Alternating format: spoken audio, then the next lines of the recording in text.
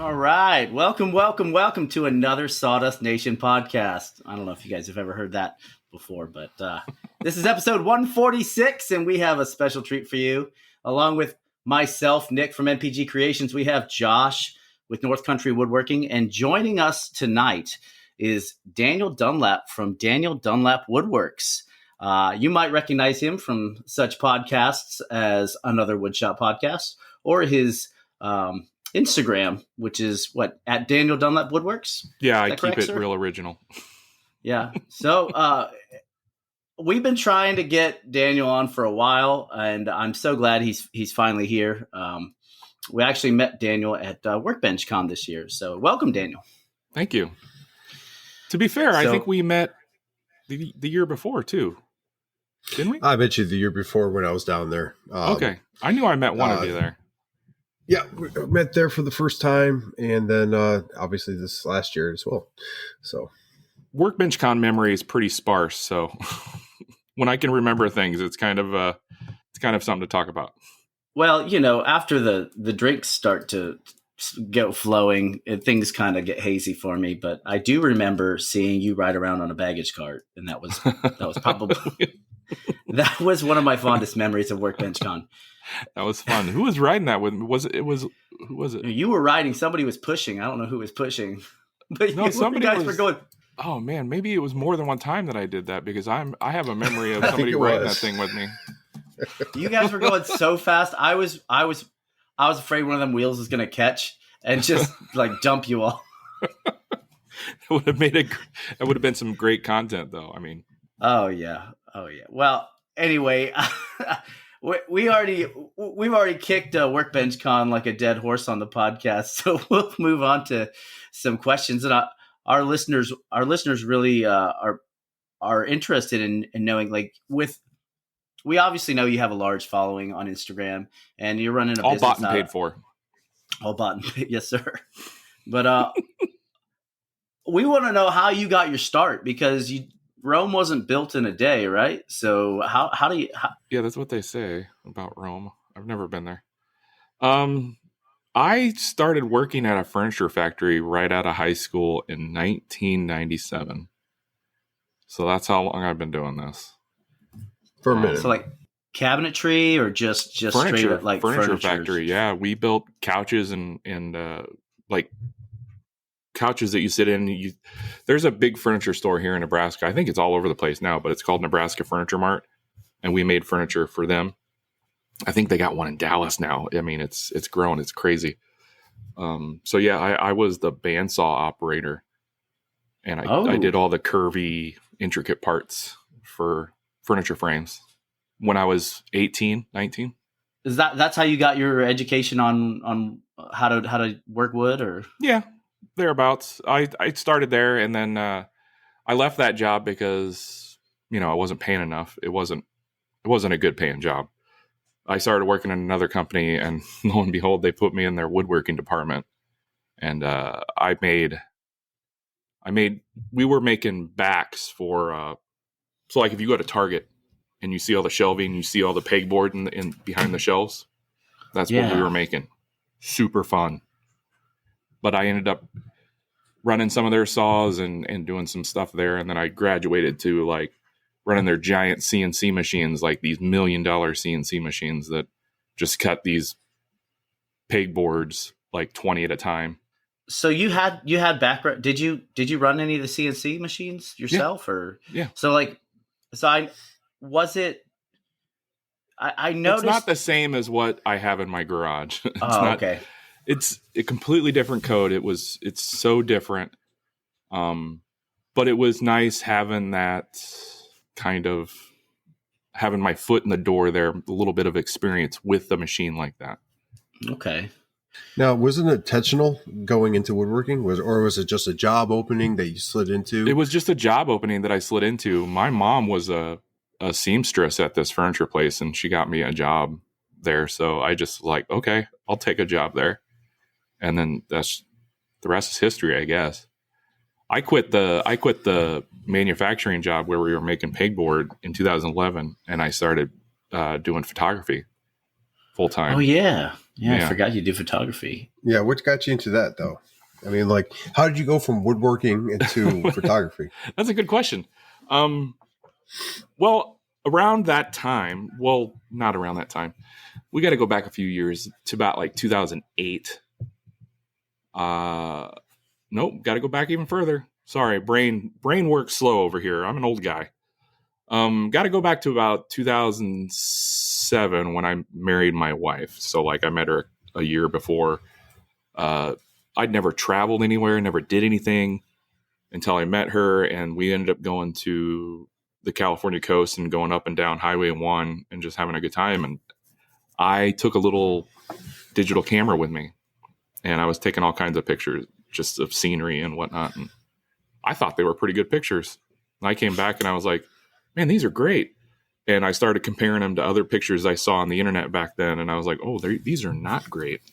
I thought they were great, but they are not. And I need a better camera. So it took me about 2 years to convince my then wife to allow me to buy like a DSLR nice camera.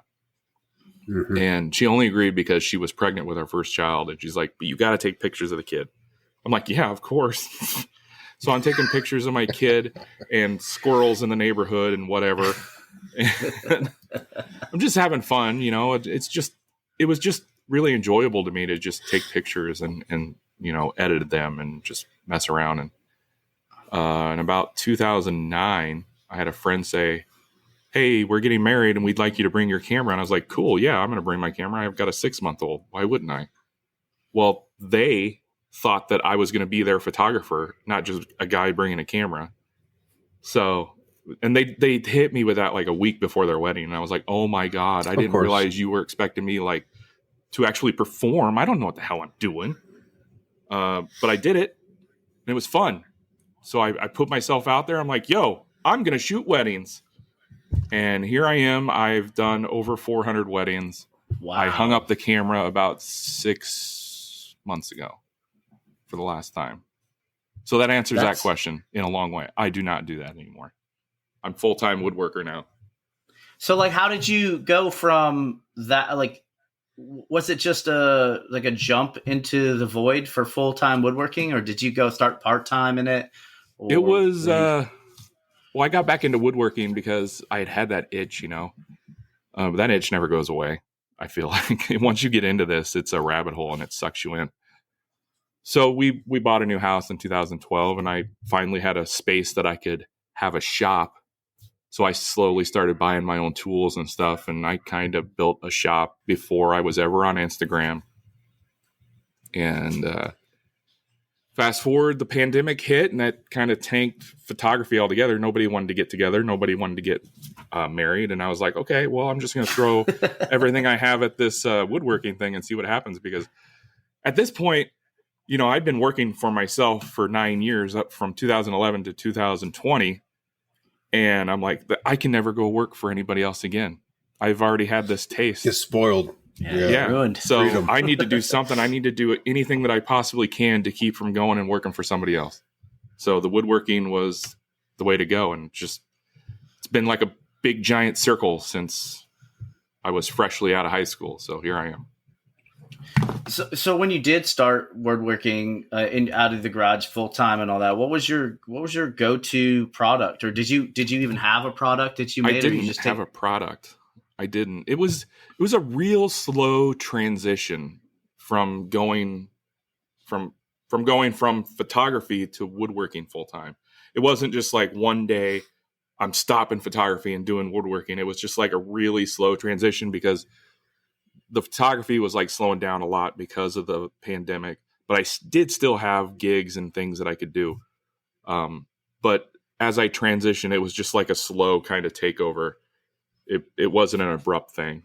Was it something you saw coming? I mean, was it something where you kind of planning for eventually to happen, or was it just a natural progression due to like COVID and everything?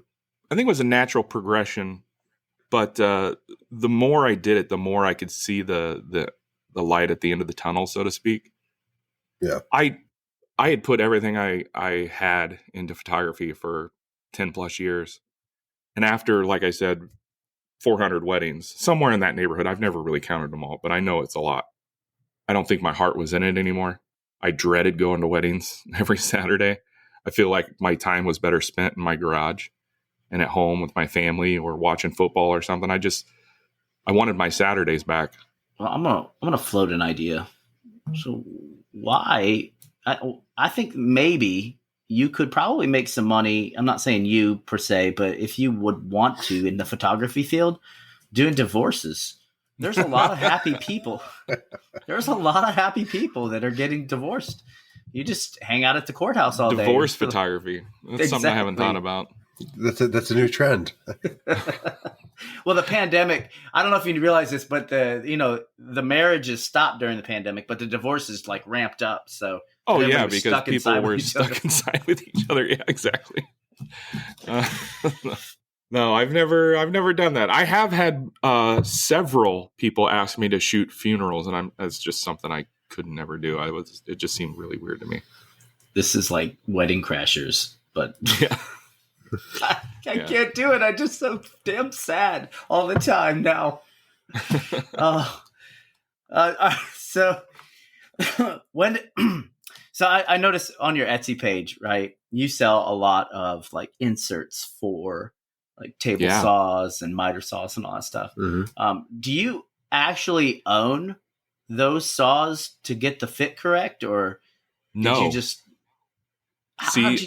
how did I do that? That's a very good question. I've had a few people ask me that. And by a few, I mean a literal few. Like, not a lot of people ask that question. In the beginning, I floated the idea of doing that because I cut one for my miter saw, which is the Bosch, whatever it is. It's the Bosch glider, Yes. It's that 12-inch one. And a lot of people have it. So I made an insert for mine because, I had the CNC. I was new to the CNC world in my shop. And I was like, I can make a file for this. So I made it and I cut it. And, it took me a few tries, but I got it like perfectly fit. And I put it up on Instagram. And then I had a lot of people messaging me saying, hey, can you make that for my saw? And I was like, I'll tell you what. If you guys want inserts for your saw, here's what I want from you. I want you to send me the insert from your saw, and then I'll ship it back to you with an insert that I made, and you can tell me how it fits, and we can kind of go from there. So that's how I did that in the beginning. Okay. And that started with my first, 4 or 5 miter saws. And then from there on, I go buy them, and I bring them back to my shop, and I get the fit perfect, and then I package it all back up and leave my insert in there, and I take it back to the store with a business card, a sticker. No, I don't leave a business card. I probably should, but some lucky person is buying a miter saw with a freshly made Daniel Dunlap Woodworks original. So here's an idea for you. So you engrave your logo on the back and you engrave a QR code. So when they get that and they're like, oh, what the hell? They flip it over. They're going to scan that code. They're going to go right to your website, your Etsy, whatever you want it to, Linktree, and then directly start buying stuff from you because they realize how great your product is. Damn it. That's genius. I need to get a laser. Yes, you do. I don't have a laser. Oh, well, I take that back. I have a laser. Onefinity was kind enough to send me their what is it? Their 7-watt JTAC laser. It's the attachment that goes on the Onefinity. I think they've since upgraded that, but I've never gotten around to hook it up, and I probably should. I think that's a great idea, man. Damn it. So the JTAC like diode lasers, great. Those are great lasers. They actually used to sponsor the podcast, and oh, really? Yeah, early on. Great customer service over there with Jay from I'll tell you what, I'm gonna pimp that idea like it was my own original idea and give you no credit, just so you know. Fair enough. So I'm assuming you have a Onefinity though? I have 2 Onefinities now. Oh, baller. Yeah. He's been upgraded. Did you get the Foreman? I got the Journeyman, actually. I haven't got that big Elite Masso. That thing is beautiful. The one that they had at Workbench Con that we're not supposed to talk about. That machine is beautiful. But no, I still have the Journeyman, and then I just recently bought their smallest one, the Woodworker. Okay. Because it's perfect. I mean, it's got a 32-inch by 32-inch footprint, and I can cut just about everything that I do. And because, like you said, I do a lot of inserts, and they're all like, a foot by 3 inches. So When you do you do them out of a single piece, or do you like glue a bunch of boards together and make a whole bunch of inserts at once? I usually do them out of a single piece or like a double piece or something, whatever I have in stock. So anywhere from like 6 inches wide to 12 inches wide. So if I get a board that's like 12 inches wide, I have a file that'll cut like 2 or 3. But I try not to glue them up because, I feel like people would not like a glue line down the middle of their zero clearance insert. So I try not to do that unless I'm actually trying to make a special one where it's all stripy and stuff. Have you made them out of zebra wood yet? Oh, yeah. We have Victor, one of our Patreons here, asking a couple questions. And he asks, how many inserts have you made since, you started making inserts? Oh, my gosh. That is well, if you give me 2 seconds, stalling, I can tell you how many I've made this year alone. Let's see. This year, I've done at least 735 so far this year. Jeez, so I think if you do that number plus all last year, it's probably over 2,000. I I thought I was a baller when I hit 100 sales on Etsy, but apparently not. Sit down, Nick. Yeah, see, when you see when you see me pimping my Etsy on IG, that's why it does well.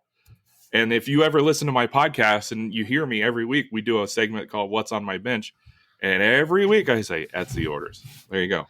I'm doing, whatever 735 is divided by how many weeks we are. It's like 60, 70 a week. Yeah. Making these ahead of time, or are they in back order? It's kind of which one? At the same time, I make them as they come in, but also they're back ordered. I don't have the best system, Josh. I really don't. I need a better system. If you can help me out, that'd be great. You've gotten better. I've been following you for a minute, and I've seen your workshop go from, it needed some work. You've definitely developed a system within there, got rid of some scraps. The guys came down, helped you out there. Dude, scraps build up so fast. I give it away to local guys like all the time. I do what you do for the most part. I try to burn when I can. I get yelled at by some of our patrons because I burn some walnut here and there. But you definitely have progressed from when I've watched you, and I've only been on Instagram, I don't know, for since 2019. So it's been a nice progression of you're getting the machines in there, the CNC, soon to be the OMTech Laser you're going to buy after this episode. Just throwing that out there. But yeah, we have a promo code for you, by the way. Oh yeah, absolutely. But no pressure. So that's stuff you have to make because of your business, right? Yeah. But when you're at home, is the wife always like, "Oh, Daniel, can you make me this?" Or she doesn't. No. We have too much stuff in this house as it is. I don't think she wants me to make anything else. She wants me to make money. That's what she wants me to make. Okay, that makes sense. Full-time job, yeah. So full-time woodworker, all his furniture is IKEA. No, I'm playing. No, one of these days I'd like to actually redo my kitchen, but I keep saying maybe next year, but I just keep getting busier and busier, and I just don't see it ever being a thing that I can have time to do.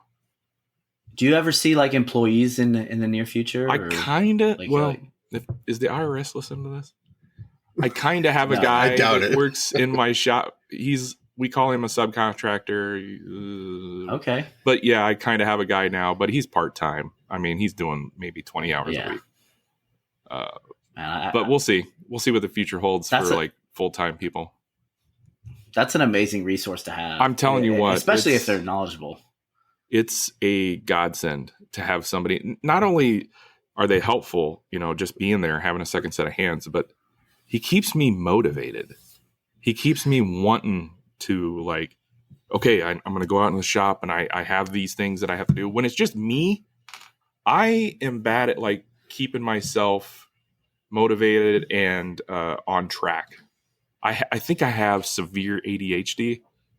I'm pretty sure of it. It's never been diagnosed. I think we all do. In order to do this job, you kind of have to have some kind of.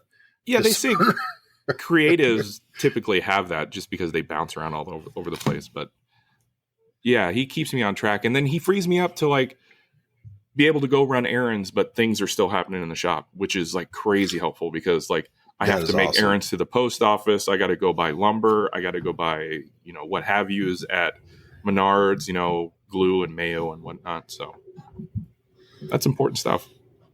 Well, you get both at the same time. That's awesome. Yeah. Menards. I got a coupon code for you if you want. I might need that. I'm going to Illinois. I'm joking. They won't sponsor me, the bastards. There's Menards in Illinois, right? There is, from what I Yes. hear. So, being my first experience, so I can't wait for that. You're gonna love it. Change my life forever, right? It will. I'm telling you. Do they wrap their wood? You can buy wood that's like wrapped in plastic. It's really overpriced. I don't stuff. wrap mine. I'm just saying. You should really wrap your wood depending on the weather and what you're putting it into. So, these are penis jokes. Got it. Yeah. We're military. It's almost like second nature when it comes to some of this stuff. I'm old. I don't understand the kids' jokes. Oh man. Well, so like, do you do any? I see you've done finger joints before, right? But do you ever do like dovetails or anything like that for any of your? I've done dovetails, and I've proven that I can do dovetails. As a matter of fact, I think on Instagram, like 2 or 3 weeks ago, I reposted them saying, "Hey, look, remember when I was a real woodworker and I could do dovetails?" Because like all I do is CNC stuff now. I feel like I lean on the CNC so much, but yeah, I can do dovetails. I just don't do them anymore because I have a machine that'll do stuff for me. Did you do them by hand with a chisel and a coping saw and all that stuff, or were you doing them with a router? Yeah, you bet. I did them.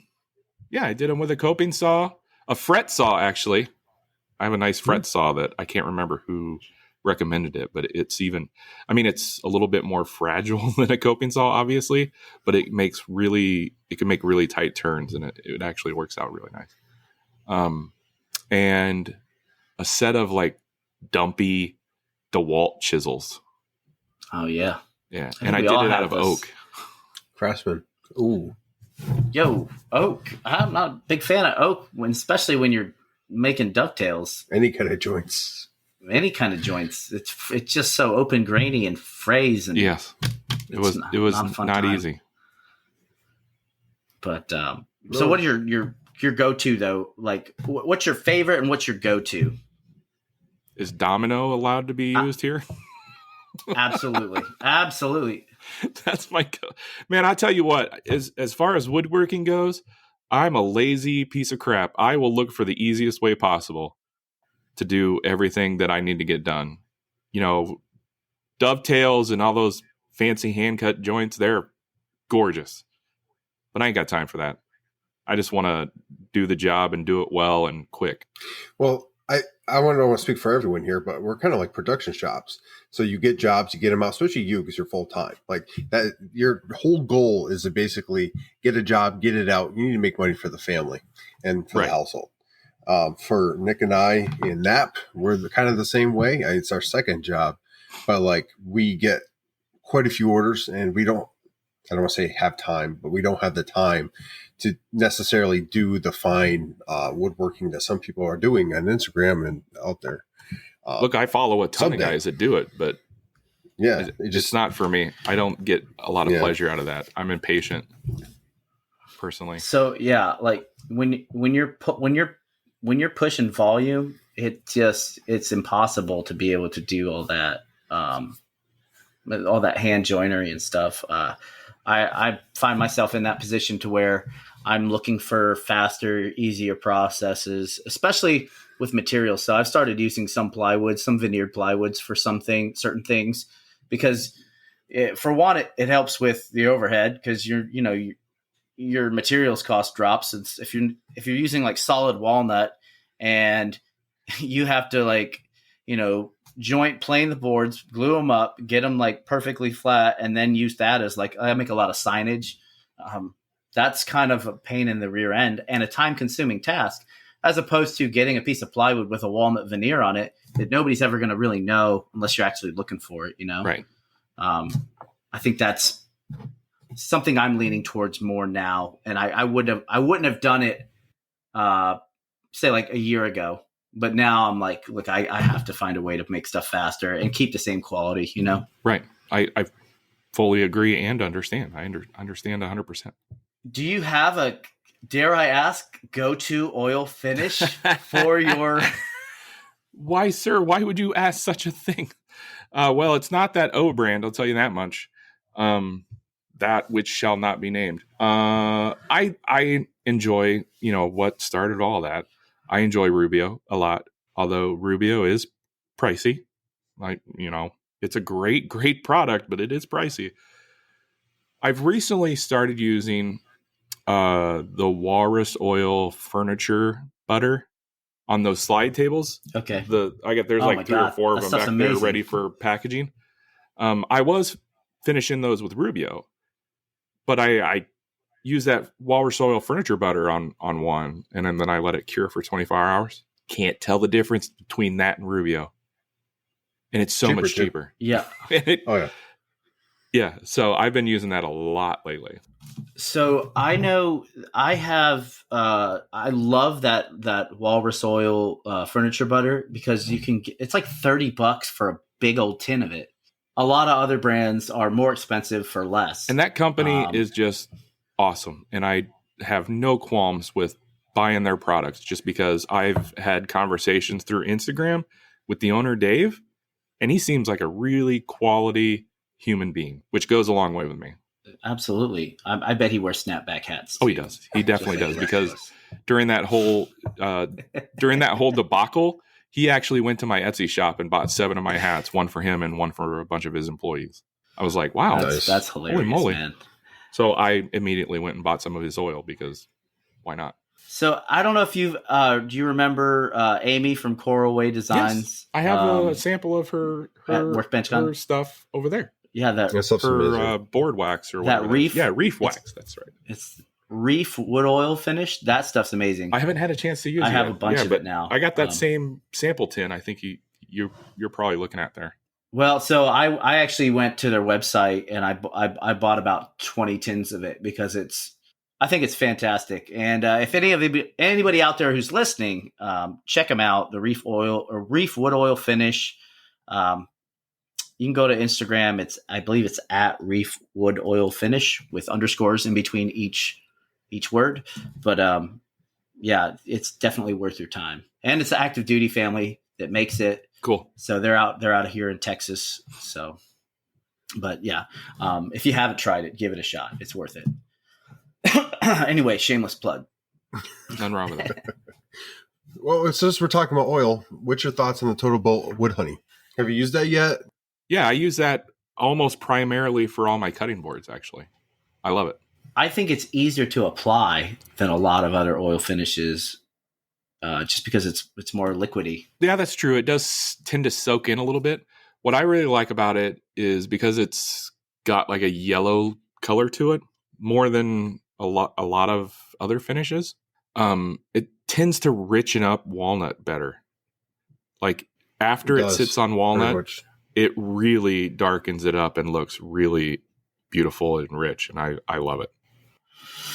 Yeah, I used it on all the coasters I made for the distillery, Josh, for Garrison Brothers Distillery. Oh, yeah? And they turned out phenomenal. Yeah. I love using it. Once it's dry, it's... And then once again, I like... from that... Go ahead. Sorry. No, I'm sorry. I didn't mean to interrupt you. I was going to say, once again, I from that one... Okay. Age before beauty. Go ahead. Ouch. Okay. Anyways, Totalboat.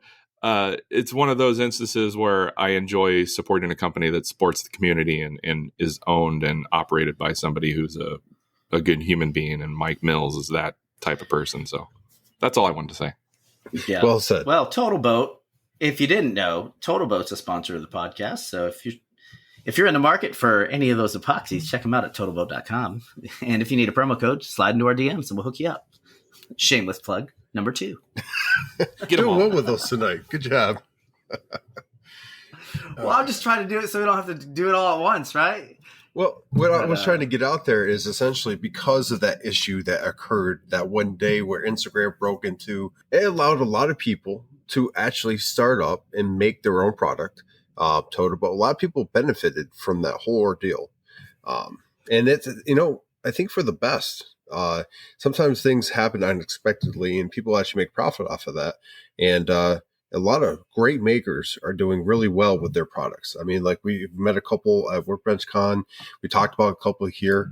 And, sometimes you need something to ruffle people's feathers to get, the opportunity out there and help people. I'm really proud of the fact of all the positive that came out of that situation. Yes. Like the community really came together and made a lot of positivity from that situation. And that's kind of awesome. Yeah. And that conflict lives through this episode. Anyway, well, all right. So do you got anything special going on in your shop right now that you can disclose, or are you saving it for the what AWP? You see on my IG is kind of what you get. I mean, lately I haven't been around much just because I have a lot of things to get done. I've talked about this on the podcast. I had a video go viral on Facebook and it got like over 10 million views of that slide table back there. I don't know if you've ever seen that on where it's just a simple C table and I put it together with finger joints and put it on my sectional. This thing got like 10 million views and I got like 25 orders of those tables. Most of the people told me I was off my rocker charging almost $400 for that. But at least 25 people were like, hey, I'll take one of those. So yeah, that's been keeping me really busy. And then, inserts, bow ties, what have you. I've been working on some new products. I just posted some stuff today. Just trying to keep the store alive. You've had Pete from Pete's Workshop on. My podcast cohort, one of his sayings for Etsy is always be listing to keep your shop fresh. So I'm trying to put more products out there into the world. It's like I say on the podcast over at our podcast, you got to throw wet noodles at the wall and see what sticks. So that's what I'm doing. Etsy's a hard buy sometimes because, I mean, like you want a product that you can quickly produce, get out the door, and, not cause you a whole lot of time. But then again, you got to find that little niche that people want. And, it's not going to cost an arm and a leg to ship and stuff like that. So it's a learning curve for everybody. I'm grateful that I sold as many tables as I did, but holy moly, I wish it was something easier. There's two big box joints on either end, and then they go in a huge box, and it's like, man, when I first started shipping those things, I was paying almost $200 in shipping alone. Oh, wow. Because I did it all wrong. Now I got the shipping down to about $35 to $40. Is it free shipping on your site, or is it? It's free shipping via Etsy. Yeah. If you buy through Etsy, it's free shipping, quote unquote free shipping. Just the shipping is included in the price. People like to see that free shipping. Yeah. It really makes them feel special. So I have an option where it's not free shipping, and I have an option where it's free shipping, and it just ends up to be the same thing. People buy the free shipping all the time. You know what I mean? Like you push the price up for free shipping, and you lower the price for not free shipping, but you add the shipping at the end, and people are still buying free shipping. So it's whatever. Little tips and tricks with Didi here. As far as Etsy goes, Etsy is more likely to push your products to other people if you offer free shipping. They like to see that. So all my products have quote unquote free shipping. I would assume you didn't hear our podcast last week, but I had a shipping issue that I had to deal with. No, I haven't heard that I've been... should listen to it. I know. I'm going to be brief about it because I explained the whole thing last week. It took me like 10 minutes to get through it. But I had a post office worker... Wait, yeah. Well, it was good content. Guess who edits the podcast? Right? The postal worker got super disrespectful. Really? in the post office. And and so I was long story short, I was trying to overnight something, and I was already paying like $300 to get this thing overnighted, man. And it was an absolute nightmare. So I strictly ship through Shippo now, which is just one of those third-party websites where you can go and weigh your stuff or print your labels and all that stuff. And and I've had a lot of people this past week ask me about like the whole situation and how if it got resolved. And I don't know. If you're listening and you're wondering whatever happened to that post office worker after I ratted him out to his chain of command, I have no idea. So just keep an eye out and see if you see him anymore in the future. If you don't see him in a couple weeks, maybe his ship has sailed. Dad jokes. So unfortunately, with that predicament, the guy has base access and he's working, you know what I'm saying? So they have to replace him with someone that has base access, have some kind of experience to work alone, because apparently he was working alone. So if anything, let's hope they had the CBT nightmare that we all have to endure every year. Yeah, the web-based training seminars that you have to sit through that are like death by PowerPoint. I hope he got like 30 hours of that. Man, I assume that's bad. Anyway. Very. Well, sitting at a computer clicking for hours on end. So anyhow. So, Josh, what's been going on in your shop, man? I know I'm going to try to shift gears here a little bit so we can. Before we shift gears, we do have a couple of questions from our Patreons in the chat, and I want to go ahead and hit on those. That we're already talking about Daniel, so let's keep going on that. So my wife actually asked, what project have you made that you would wish that you can go back and fix or redo now that you have more experience? I know there's one. Everyone has that one. Oh, there's probably dozens. Just trying to, it's a matter of like picking the one. I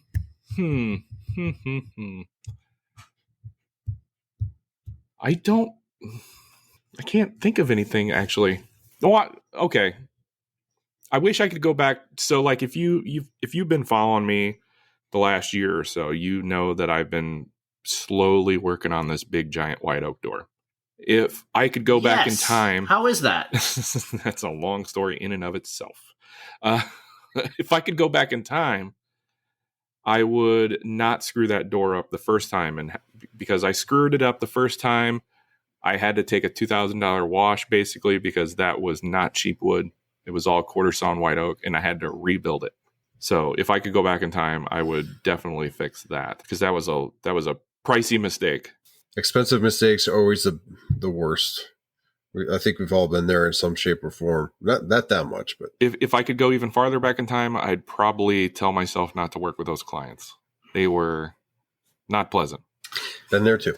Okay, we have a mutual friend. We have a mutual friend that calls clients like that PETA customers. Yeah. So PETA pain in the pain in the ass. Yeah. Nick, what about you? What's the one project that you wish you can go back and fix now that you have more experience? It's a great question. I'd like to hear what your one thing would be. All right. So let's take the first half of my Instagram posts and I will go back and change a whole bunch of stuff about every last one of those. Let's change the wording on this a little bit. Not necessarily fix, but if you could go back and remake something and remake it better, is there anything? You know, I would, yes. That podium I made for the folks up in New Jersey, I would have done it a little bit differently and not effed it up to the point where I had to go and remake stuff on it, just like you. But I ended up salvaging a lot of the lumber and remaking it. But designs change after you're all budgeted out on lumber. I always buy 20 to 25% more lumber than I need per a large project like that. And I still didn't have enough to fix it. So I had to change the design, which whatever, they liked it. So, but yeah, that one. What about you, Josh? It would be the first project that I sold. The one that got me in the woodworking, I would say business. I had my neighbor reach out because they saw me in the shop woodworking, which I was kind of just messing around. And they're like, hey, can you build this? And I swear, I would be embarrassed to look at that thing nowadays. It's just in memory. It couldn't have been that great. My miter saw was definitely not lined up or, zeroed so I can only imagine those cuts. I was using a 16 gauge pin nailer for things. I mean, the concept and how I built it was solid. Are there better ways? Absolutely. Did I get it done and it worked? It did look okay from the pictures. But knowing what I know now, and definitely with the CNC and the lasers and everything else. I definitely would like to go rebuild that again.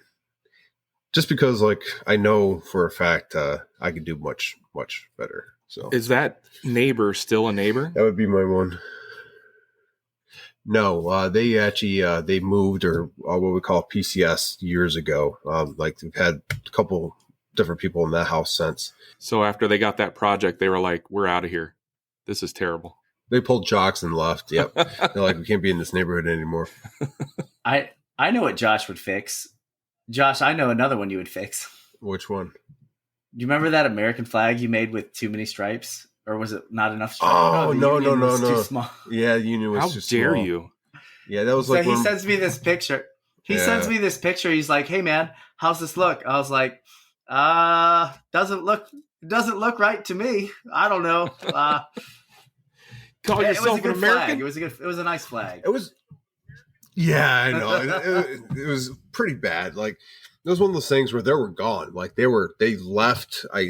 I couldn't have a follow on, a number, nothing for the person that got it, and it was just gone. Sorry, man. I know, dude. Way to call me out, but I won't let you. I won't let you ever forget. oh yeah, that's fair. Tell me it was. But yeah, at least I mean, tell me no it was one like said a 12 single or thing. 14 stripes versus like 7. No, it was the right amount. The union was just a stripe too small. Like, that's all it was. Okay. Like, I didn't size the union right. It was when I was, first starting on the CNC. I was trying to get my files right, and what I thought was carving and not carving, and like, I lined it up, and it just lined it up wrong. So, never happened again. And that's definitely one I wish I could go back and fix. But We all do it. We all make the mistakes and and then we realize it after the fact. So it's just a part of growing. Right. yeah, I'm a grower, not a shower. So That's what I tell my wife. I don't send a lot of. she still believes you after these many years. So you're good. After 15 years. Don't you have kids? Yeah, we got 2 kids. Okay. It was dark, I swear. Are the kids showing any interest in the shop? Zero. At all? Are you slowly pulling them in there? Zero. Oh, man. Okay. As a matter of fact, do you guys follow Woodworks, John, over there? He always has his kid in the shop. He's got I would say his son is probably 9, 10, 11 years old, something like that. And he's always posting pictures and videos of him and his son in there working together. And I was just looking at his page today going, man, I wish my kid would come out there, and he'd rather be over on his computer, which is where he's at right now, actually. If you see lights flashing over there, it's because he's on his computer back there behind that wall. Josh, I don't know if it's like this for you, but my youngest son loves coming out in the shop, but he always does it when I'm like kind of like busy with like something that he can't do. And I'm like, hey man, I'll let you sand something here in a little bit. Just let me finish this. He always gravitates to the thing that could hurt him the most. You know what I mean? Like, nope, step away from the joiner, please. Like, no, we're not going to play on that. Have you set your saw stop off yet? No, I haven't. I've never set off my saw stop, which has me worried. I don't know, like, if I'm that good at not setting it off, or if it's just not functioning properly. Because I've done some sketchy stuff with that saw. You haven't lost a finger. Yeah, I still got all my you haven't fingers. set it off, so I mean, you're doing good. Maybe it's just not functional. I don't know. Or are you just a better woodworker than Nick? Probably. Nick, if you I always do it when it's like, it Not a didn't touch my finger. skins, but my miter gauge is pretty much cut in half almost. So you go from 45 to 90, right?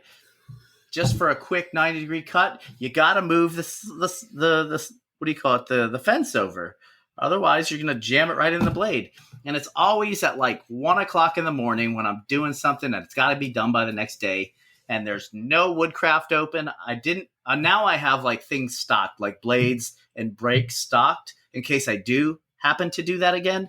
But before, I was like just jamming out with my earbuds in and and the blade disappeared. I was like, you gotta be kidding me. So 1 a.m., huh? anyway, yeah. I moonlight. Yeah, like really like so. Pro tip, kids: don't woodwork when you're tired. It's true. We would have woodworked then, unfortunately. This is kind of a hot topic for some people, but is there a difference if you are a woodworker or you are a CNC artist or a laser artist or whatever? Is there any delineation with you, or is it just like everybody's a woodworker? I'm not. Good? I don't get into the semantics of things. Like if you're, I don't care what machine you're using. If you're working with wood, you're a woodworker. I'm sure they had this argument when power tools first came out. And all the grumpy old hand tool workers were like, well, that's not woodworking, that's cheating. Yeah, well, here we are now in the 21st century, and people got CNCs, and you get the same old argument. That's not really woodworking, you're just pushing a button. Okay, whatever, old man. That's my take on it. Get with the times, Pops. Yeah, right. Okay, I agree. I think that it's just all encompassing. You know what I mean? You have your different genres that you can get in your subgroups, but all encompassing. You touch wood, you're a woodworker. People can say I'm not a real woodworker all they want. I'm still making money. I can care less what you call me. Right? It's all about that bottom line really at the end of the day. Right. Can I transition real quick into something that happened to me this week? If you guys look at my Instagram, I haven't posted since I finished the shadow box for one of my best friends. His name is Jesse Four at Jesse Four Woodworks. He's on Instagram. But he retired from the Air Force on last Friday. So I flew to Delaware. So remember that whole debacle with the shipping thing? That was me shipping the shadow box to him overnight. It made it safely. And I got there, I think a day after the shadow box got there. So I flew all the way to Delaware, got to go to his retirement ceremony. It was a fantastic ceremony. I got to see a lot of people I haven't seen in a while. And it was just it's very nice to see my, not only see one of my friends retire, reach one of those milestones in his life, but see my product, what I can make on display. And I got a lot of good feedback. And that thing is nice. Oh, thanks. I appreciate it. I got a lot of good feedback from some people and a few Instagram followers that came from it and a few orders out of it. So that wasn't the reason I went there or did that, but that was a total like last minute idea to have those stripes illuminated around each stripe. So I like it. Engineering nightmare. However, I think I did an all right job. But thank you, Daniel. Sometimes, if the last minute ideas are the best ideas, there might be a pain. It might take you a little bit longer, but it makes that project just stand out a little bit more. So I couldn't have made that without the OMTech, or at least some CO2 laser, which I have the OMTech, but I needed the OMTech to make that happen. And I used a combination of CNC work, hand routing, and the OMTech to make that work. So it was definitely like over time, you aggregate all your skills and machinery and stuff like that. If you want to take a project that took everything that I had, like pretty much every machine that I had to make, that was one of them. I've never heard of OMTech until this podcast, and I'm looking at their page now, and that looks like a nice laser. I'll tell you what. It is for the price. Absolutely. But Nick, get with me. I have an idea for that style shadow box. You might have already considered this, but it might ease some of your process. I was taking a look at it earlier, and I came to a conclusion, essentially, that might help you out, or may not. We'll have to talk later. But yeah, absolutely. Yeah, so I'm currently working on some desk nameplates for people who are getting an award, and they will be delivered tomorrow morning. I'm literally, after this podcast is over, going to send them into etch, sand them, and throw some of that reef wood oil finish on them and pass them off to the customer tomorrow morning. I have 2 more flags to continue to finish as well. Hopefully I can have them done by tomorrow morning as well. We'll see. See, like when I have like one machine going, I usually get a couple of other things going at the same time. This way I can multitask. Other than that, everything keeps stacking up. I keep getting a bunch of orders on top of orders, and I'm gonna have to start turning people away, man. I keep telling them like, hey man, it's gonna be like 6 to 8 weeks, 8 to 10 weeks, trying to like do myself a favor but unfortunately everybody's retiring. Like they wait to the last minute to be like, hey man, I need a shadow box. Yeah. Well, I need a shadow box for like 3 weeks from now. I'm like, I'm sorry, man. I can't help you. Call Josh. But that's really all that's going on in my shop. It's a mess and I'm having a good time. Daniel, did you have a question, man? Oh, I was just going to say, instead of turning people away, one of the things that I like to do is just give them a ridiculous price. So that way they know that you will take their business, but it's going to cost them. It's going to cost them a little bit more. And instead of you turn them away, maybe they'll turn themselves away and you don't look like such the bad guy. You know what I mean? Yeah, I hear you on that. The problem is a lot of these people are my repeat customers. Oh, right. So they know, so like I would give them a price on something and be like, yeah, I'm retiring like in a year. What are these running? And I said, they're around this price, right? And then 6 months later, I'd be like, hey, I'm not ready to place my order yet, but are they still around the same price? Yeah, that's cool. And then like 3 weeks out, they're like, hey, can I order it now? I'm like, sorry, man, I don't have the band. Even if I did, I like that. I have done that before. And I think that it is an effective tool to get people to vector in other directions. However, even if they did accept that price, then I'm on the hook. Right. And I'm not full time. I still work, 8 to 10 hours a day. And then I come home and do this. Oh, I didn't realize that. Okay. So me and Josh were both active duty. Either way, turning business away because you're too busy, it's still a good problem to have. I mean, It means you're doing something right. Actually means you're not charging enough. Could also mean that. If my bandwidth is oversaturated, what I'll do is I will send them to somebody I know can do the job. Like I'll kick them to Josh or I'll kick them to Nap, who's our other host who just happened, he couldn't be here tonight. Because I know they make the same style things and I know that they make with the same quality or better than I can. And even so, a lot of times there's some things I just don't want to freaking make. Like I'm not going to get in a whole bunch of epoxy on something because that's just going to screw up my flow in my shop. So I'll be like, hey, if you want something that's epoxy, go to this person. They do a great job with epoxy. Anyway, thanks to our sponsor, Totalboat. Appreciate you. Yeah, Totalboat. Yeah. Well, I use their quick dry stuff for a lot of like knot hole filling and stuff like that. But and I use their wood butter. And I'm backtracking now. I'm trying to. I'm kidding. Go over everybody. And their Halcyon is phenomenal. Yes, it is. So, I'm done. Talking about Halcyon, I just refinished my kitchen table this last week, just before Easter. I was going to rebuild it and just, go ahead and just make a nice walnut table or, we're talking about having a river table, all a bunch of cool stuff, but we're moving. And I really didn't want to build something that was going to have to move. It's going to get damaged in the move and then have to, spend even more money. So I'm like, hey, let's just, refinish the table we currently have. We've had for like 10 years anyway.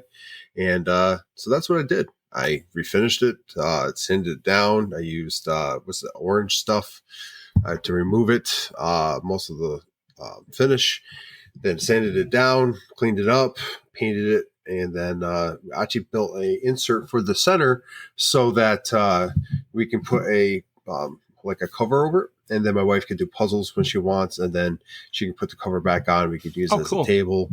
We could do a game or something like that. And it's kind of like a prototype for like the future table because it's going to be like a, gaming table essentially where we can have, Monopoly or Risk or whatever going on, put the tabletop back on, continue with dinner.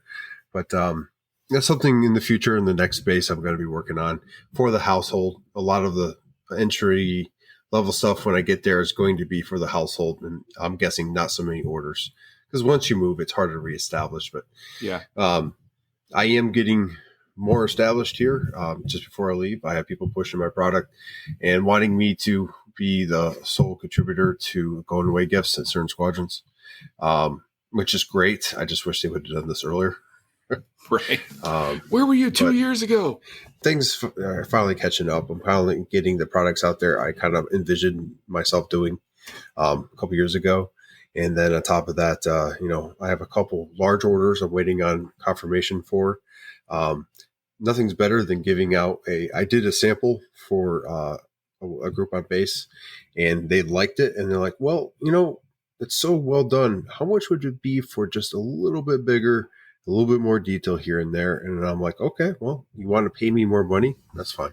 So, did not provide another sample, but I redesigned it. We came to a conclusion. I'm waiting for final approval, and that's going to be a pretty big project here.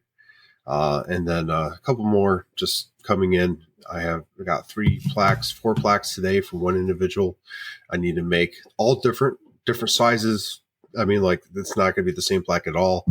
Couple flag plaques, which I'm going to make sure they're appropriately sized and spaced out. So no worries there.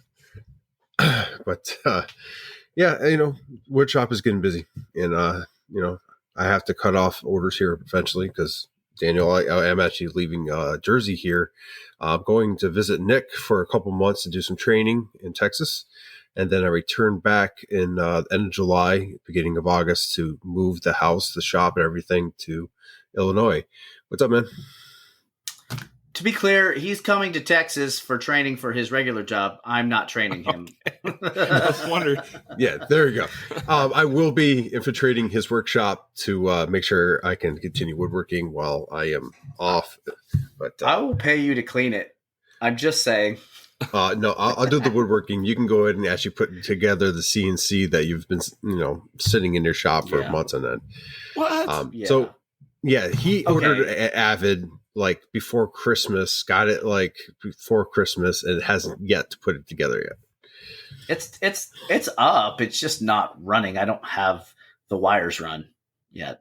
Man, get on that. That thing's a money printer. Or the ATC setup. So we're working on it. MPG Creations is hard at work. And then when are you going to get your Infinity? Because you ordered another CNC. The Onefinity? Yeah. So the Onefinity, whenever they decide to ship it, I don't know what the status is. I'm not too worried about it. I'm still limping along with my X-Carve on.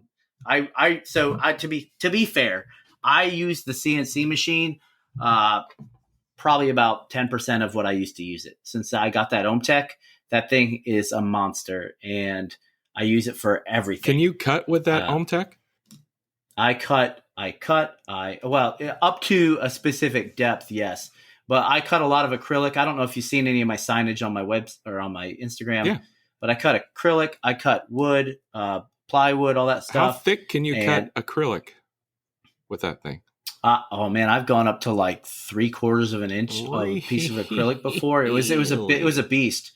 But I mean, I had to do a couple passes, of course. But it's a monster, man. The one I have is the 130 watt version. Mm-hmm. Josh owns the 100 watt, and Nap has a 100 watt laser as well. I know who has the 80. AJ has the 80. AJ Crafted in NJ. AJ from Crafted in NJ has the 80 watt. So and any of those will get you through if you're trying to engrave or even cut like 1/8 inch plywood, like no problem, and acrylic. So I do a lot of 1/4 inch acrylic templates, and that's what I was asking. Oh, dude, it'll cut right through it, no problem. You're using your CNC right now. It would reduce the time probably 75%, and the mess. Yep. Yeah. Yeah, it creates a mess. You could also get more cuts out of each sheet because I'm assuming you're using like a 1/8 inch bit. Yeah, an 1/8 inch O-flute.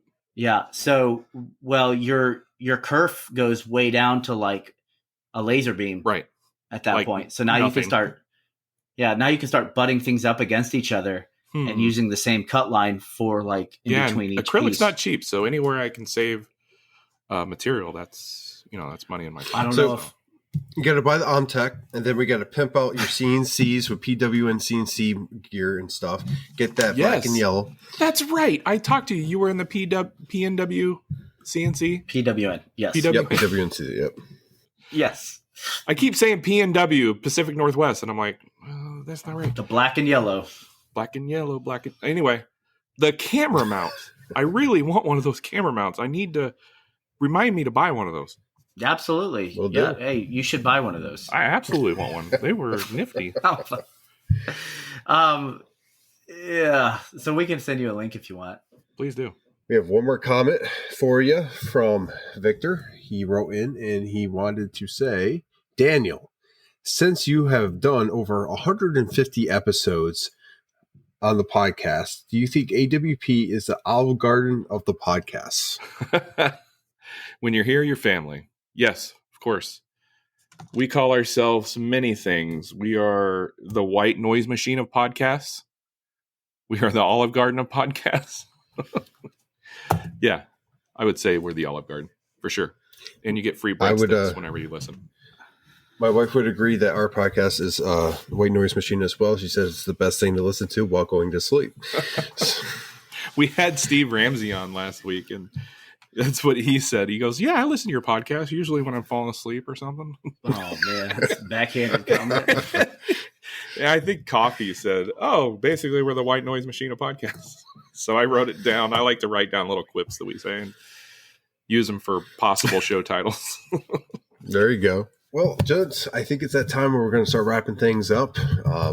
With that, we're going to start off with your closing remarks, Daniel, and we're going to pass it over to Nick afterwards. So, last thoughts. Be kind to one another, always. That's what I always say. That's the only thought that I have in my head currently. This was fun. That fits well here. Thank you for having me on. Really, it was a great time. I enjoyed speaking with you guys. This was fun. We appreciate it. We appreciate your time.